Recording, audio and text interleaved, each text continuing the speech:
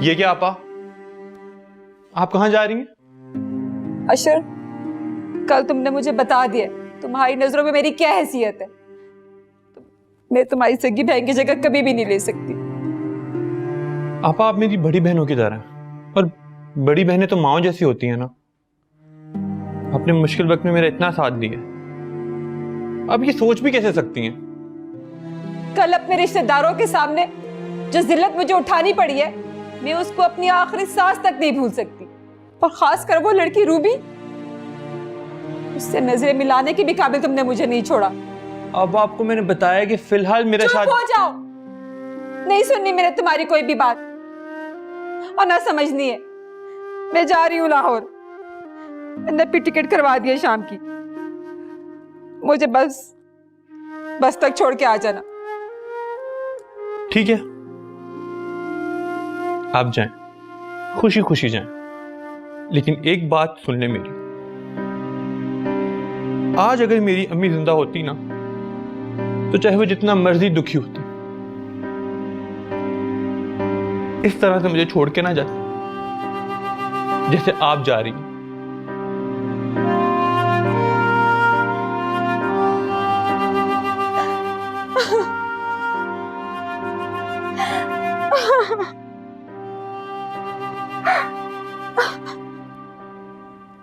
वजह कुछ भी हो, मैं सोबिया के साथ हदीद और बुशरा को देखूंगी, मेरा दिमाग घूम जाएगा। आप मुझसे शिकायत मत कीजिएगा बाद में। देखो इशरत, इस वक्त हमें सिर्फ अपने बेटे की खुशी देखना है। वो जिस अजियत और क्राइसिस से गुजरा है, शायद वो उन लोगों को नाखुश करके अपनी खुशियां दिखला के ये जितलाना चाह रहा है कि ना तो सोबिया की बेवफाई का कोई फर्क पड़ा है और ना उसे हदीद जैसे गिरे हुए दोस्त के धोखे की कोई परवाह है। ये सब कुछ उसे रिश्तेदार और जानने वाले बता देंगे। मैं सोबिया और हदीद की शक्ल भी नहीं देखना चाहती। तो ठीक है, फिर तुम अपने बेटे अहमद से खुद बात करके उसको मना करने की कोशिश करना। और इशरत, एक बात याद रखना, मेरे बेटे की खुशियां तुम्हारी नफरत और गुस्से की भेंट नहीं चढ़नी चाहिए, समझी तुम?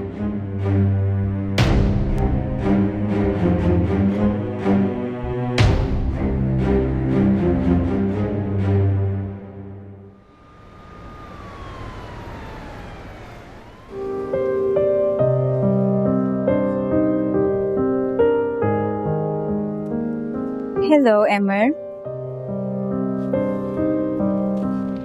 अब आप मुझे बताएंगे इतनी इमरजेंसी में मुझे क्यों बुलाया? तुम्हारी याद आ रही थी मुझे। तुम्हारी आंखें तुम्हारे जुमले का साथ नहीं दे रही, इसलिए अब प्लीज असल वजह भी बता दें। पहले ये बताओ कि मेरी आंखें क्या कह रही? तुम्हारी आंखों में मुझे किसी की मोहब्बत रोती हुई दिखाई दे रही है। बड़ा फिलोसॉफिकल जुमला बोला है। वैसे मैं तुम्हें करेक्ट करना चाहूंगा, मेरी आंखों में तुम्हें रोती हुई मोहब्बत नहीं बल्कि नफरत की चिंगारी नजर आनी चाहिए। नहीं अहमद, शायद इस मोहब्बत की ताकत ही इतनी है कि तुम्हारी शदीद नफरत से भी वो मोहब्बत छलक ही जाती है। मुझे लग रहा है तुम जेलस हो रही हो। वैसे जो रिश्ता हम दोनों के बीच बनने जा रहा है उसमें ऐसी बातों की कोई गुंजाइश नहीं है। अब देखो, जब तुम उदास होती हो तो मैं तुम्हारी उदासी में हदीद को नहीं ढूंढता। ओके, ज्यादा इमोशनल नहीं होना। मैं जानती हूँ कि हमारी शादी की वजह बहुत अनोखी है जो किसी के जहन में भी नहीं आ सकती। वाकई किसी दूल्हा दुल्हन की जिंदगी में ऐसी मुश्तरका वजह कभी नहीं आई होगी।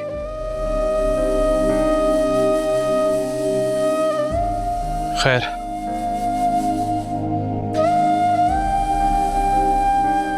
इनविटेशन कार्ड के सैंपल हैं, इनमें से चूज करके मुझे बता देना।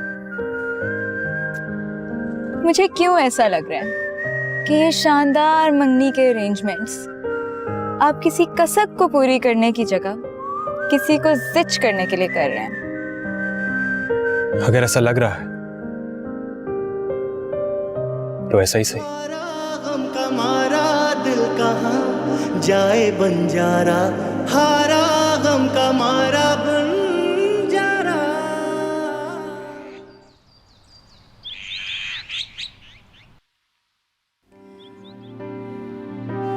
क्या बात है सुल्तान,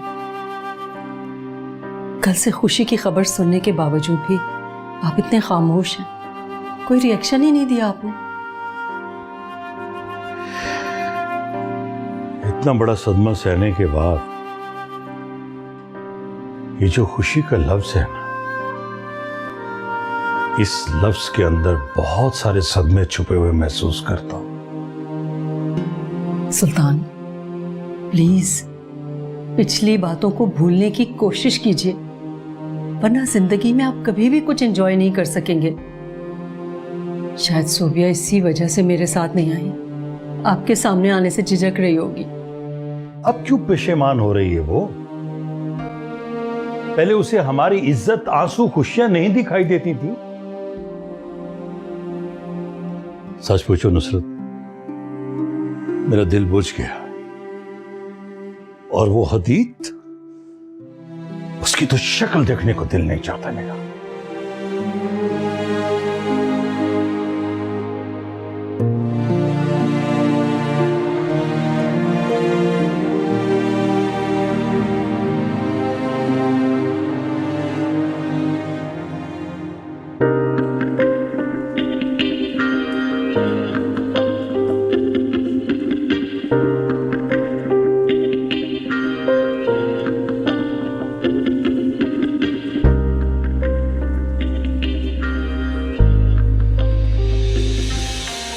चलो ना, कोई भूत देख लिया क्या तुमने?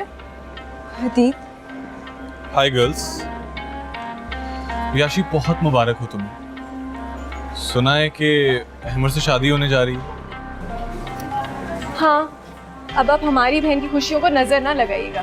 खुदा खुदा कर कर तो ये दिन आया है। मुझे क्या जरूरत है इसकी खुशियों को नजर लगाने की, जबकि मेरे पास तो मेरी इतनी हसीन तरीन बेगम मौजूद है, जिसे किसी गुनाह की तरह आपने अपने घर में छुपा कर रखा हुआ है। एक्सक्यूज मी, क्या बकवास कर रही हो तुम? चलो चलो यहाँ से, बहुत देर होगी।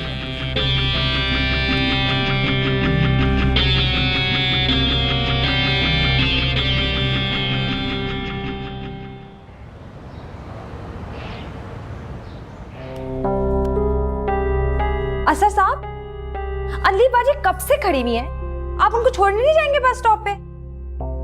बिल्कुल भी नहीं। इतनी सी बात पर इतना बड़ा इशू कौन बनाता है? और मैंने कौन सा कोई जुर्म किया है जिसकी वजह से वो मुझे छोड़कर जा रही है? मुझे ना अली बाजी ने सब बताया कि आपके ना जाने की वजह से ना कल उन्हें कितने लोगों के सामने शर्मिंदा होना पड़ा है, और आप है के? हाँ हाँ, और बोलो कि क्या क्या दुख दिए मैंने उन्हें। असर साहब, आपको पता है आपकी शादी ना करने की वजह से ना ये आस पड़ोस और ये रिश्तेदार आपकी बाजी को कितनी बातें सुनाते हैं। वो समझते हैं कि वो शायद जानबूझ के आपकी शादी नहीं करवाना चाहती, वो इस घर पर आपके पैसे पर ना कब्जा करना चाहती हैं। कुछ अंदाजा है आपको असर साहब कि आपकी बाजी इन सारी बातों से कितना बेजार हो चुकी है? यानी लोगों की बातों की वजह से उन्होंने मुझसे मुंह मोड़ लिया? नहीं साहब जी, आज आप लड़की पसंद करके ले आएंगे ना, कल देखना वो खुशी खुशी भागी चली आएंगी। तुम्हारी खुशी ना मुझे गुस्सा दिला रही है। जाके बोल दो आपा को मैं नहीं छोड़ने जा रहा। कैब को कॉल कर रहा हूं, आ जाएगी 5 मिनट।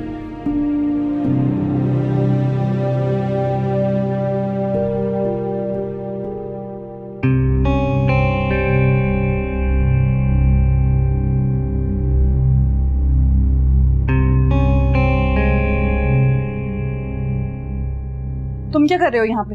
निकलो मेरे कमरे से, अभी के अभी निकलो। बस ऐसे ही शॉपिंग करने गया था, कुछ न्यू ड्रेसेस लाया हूं तुम्हारे लिए, अल्लाह करे तुम्हें पसंद आ जाए। लो, ये कपड़े जाकर किसी मासी को दे दो। उन्हें पहनना तो दूर की बात है, मैं देखना भी पसंद नहीं करूंगी। और ये क्या तुम बार बार मुंह उठाकर मेरे कमरे में आ जाते हो? ये मेरा भी कमरा है सोबिया, और मुझे इस कमरे से कोई नहीं निकाल सकता। सुना तुमने? ये बैग उठाओ और दफा हो जाओ यहां से। याद रखना हदीद, एक दिन इस बैग की तरह तुम्हें भी अपनी जिंदगी से ऐसे ही बाहर निकाल फेंकूंगी। फिलहाल तुम मेरे घर में मेरे कमरे में रह रही हो। ये तुम्हारी सारी बदतमीजियां मैं सिर्फ इसीलिए बर्दाश्त कर रहा हूं ताकि अपनी गलती की तलाफी कर सकूं। तलाफी? तुम 100 बार मरकर भी जिंदा हो जाओगे ना, तब भी तलाफी नहीं मिलेगी तुम्हें। मेरी मोहब्बत, मेरी खुशियां, मेरा घर सब बर्बाद कर दिया तुमने।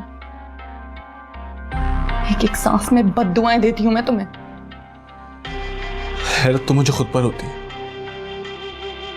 जिस तरह तुम्हारी नफरत बढ़ती जा रही है, ठीक उसी तरह मेरी मोहब्बत की शिद्दत बढ़ती जा रही है सोफिया। मुझे तो अपनी सेल्फ रिस्पेक्ट की भी परवाह नहीं रही। मोहब्बत नहीं है ये, हवस कहते हैं इसे। और हवसनाक शख्स कभी किसी से मोहब्बत नहीं कर सकता। मेरी तबीयत ठीक नहीं है, मैं तुम्हारे साथ किसी किस्म की बहस नहीं करना चाहती। दफा हो जाओ यहां से, निकलो अभी के अभी। सोफिया, मामा कह रही थी कि तुमने नाश्ता भी ठीक से नहीं किया और रात भी खाना खाए बगैर सो गई थी। तुमने अपनी मेडिसिन तो ली थी ना? मेरी फिक्र करने की तुम लोगों को जरूरत नहीं है, समझे तुम? कोई रिश्ता नहीं है मेरा तुम लोगों से। जाओ यहां से। जिन नुसरत आंटी ने कहा था कि मैं तुम्हारा ख्याल रखूं। निकलो यहां से, ये बैग उठाओ और दफा हो जाओ यहां से। जाओ।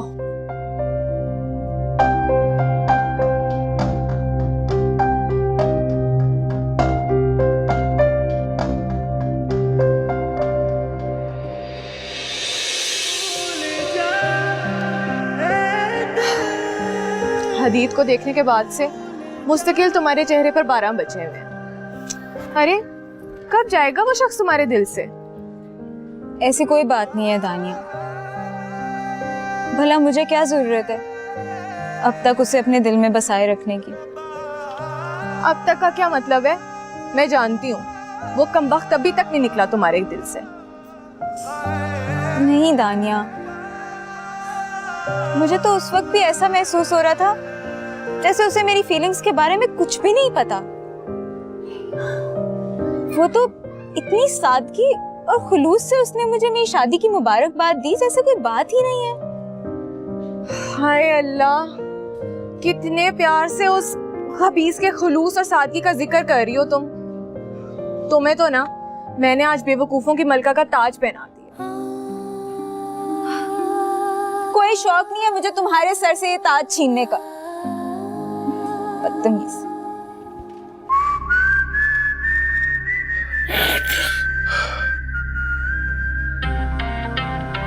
मुझे बताओ जेबी,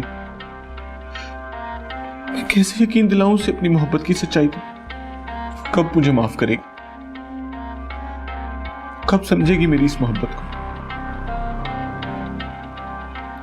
उसे बताओ जेबी, उसे बताओ कि अब वो इस निकाह को कबूल कर ले। उसे बताओ दोस्त कि उसकी चाहत मेरी जिंदगी है, नहीं रह सकता उसके बगैर। आज बहुत प्यार से उसके लिए कुछ शॉपिंग करके आया था, उसको तो मेरी जरा कदर नहीं। जेबी, जेबी, जेबी सुन रहे हो ना तुम? सुनो मेरी बात।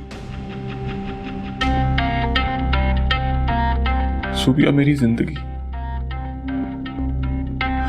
मेरी मोहब्बत।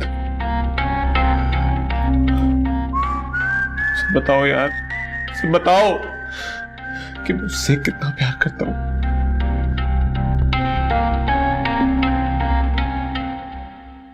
इसे साफ करो। अमर बेटा, चाय पियोगे? अम्मी एक्सरसाइज करने लगा हूं। इसका मतलब है आज भी मुझे अकेले ही चाय पीनी पड़ेगी। क्यों, बाबा किधर हैं? गए हैं वो, उनके चहेते दोस्त हैं फैसल, उनके पास। इधर देखो, वो आज कॉफी का प्लान है सब दोस्तों का। इसका मतलब मुझे आपको कंपनी देनी पड़ेगी। ओफो बेटा, आ जाओ ना, जरूरी बात करनी है। आता हूँ। अब तो हशाम भाई के घर में खुशियां बिखरने जा रही हैं। काश इस मौके पर वो अपनी खफगी खत्म करके मुझे गले से लगा ले। हम बहन भाई का एक दूसरे के सिवा है ही कौन। हशाम भाई प्लीज अपने दिल से सब गिले शिकवे मिटा दीजिए। मैं आपकी मोहब्बतों के साए में जीना चाहती हूँ। मजबूरी ने मेरी जुबान सीधी है। मैं आपको कैसे बताऊं, मैंने आपको कोई धोखा नहीं दिया। मुझे एक बार हशाम भाई को कॉल जरूर करनी चाहिए। शायद इनका दिल कुछ नरम पड़ जाए। अहमर की शादी के सदके में वो मुझे माफ कर दे। जी, तो क्या कह रही थी आप? देखो बेटा, तुम्हारी खुशी मुझे बहुत अजीज है। मैं नहीं चाहती कि इसमें बदसूरती का कोई रंग शामिल हो जाए। मेरा दिल बुझ जाएगा बेटा। और मैं तो देखना तो दूर की बात, उनका नाम सुनना गवारा नहीं कर रही। तो मैं कौन सा उनको मोहब्बत की इज्जत देने के लिए बुला रहा हूँ? अम्मी, कुछ लोगों को ठंडी मार की जरूरत होती है। बेटा, फिर भी मैं उन लोगों की शिरकत तुम्हारी शादी में बिल्कुल बर्दाश्त नहीं कर सकती। अरे जीते जी खूनी रिश्तों को मार देने वालों को सिर्फ खूनी कहना काफी होता है। किस खानदान की बात कर रही हैं? मैं सिर्फ सोबिया और हदीद को इनवाइट कर रहा हूँ। और बुशरा?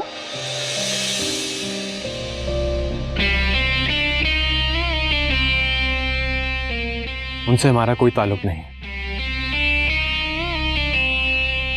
अपने बेटे की मोहब्बत में जितनी बेदर्दी से उन्होंने मेरी खुशियां छीनी है ना, वो कोई छोटी बात नहीं है। बल्कि उससे भी बढ़कर अपने इतने चाहने वाले भाई को बिल्कुल तोड़ के रख दिया है उन्होंने।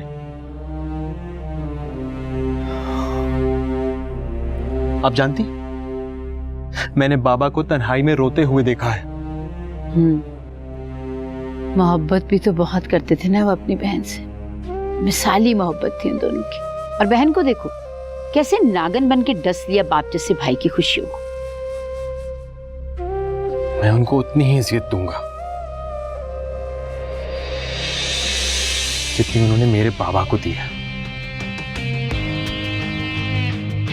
मेरे दिल से तो हर वक्त बद्दुआएं निकलती हैं उस माँ बेटे के लिए। अल्लाह करे कभी भी खुशियों का मुंह ना देखें वो। नहीं देखेंगे, आप फिक्र मत करें।